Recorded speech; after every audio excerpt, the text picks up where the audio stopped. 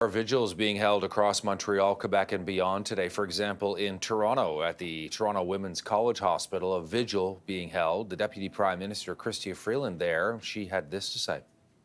It is so important to remember that happened, to remember that 14 young women were killed for being women, to commemorate their lives,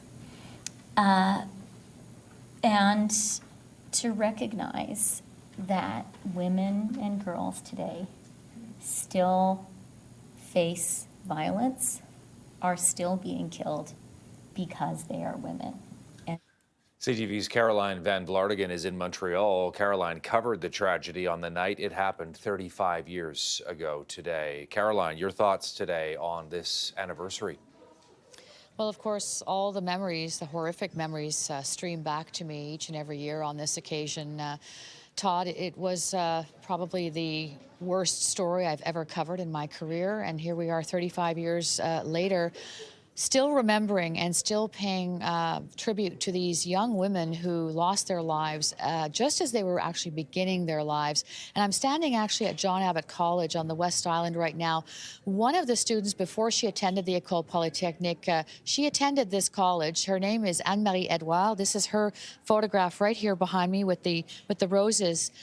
She's, of course, joined with all of the other 13 young women who lost their lives that day. But Anne-Marie was a student here. She was a star student, and people here remember her. There's a woman who works here who was here. She's been here for 37 years. She remembers Anne-Marie passing by her office every day with a quick wave, just a hi and a bye, full of energy. And I think that was what the college tried to capture today on this 35th anniversary was, you know, how abundantly promising the lives of these women were. And how we have to fix this problem because gender-based violence continues in this country. Last year, there were 184 women and girls killed by gender-based violence. That's one every 48 hours. We have to fix this. We need men and boys to help us fix it. And it was a very moving ceremony. And it was just lovely to see all the young people here who actually do know about the Polytechnique. I didn't have to school any of them on it.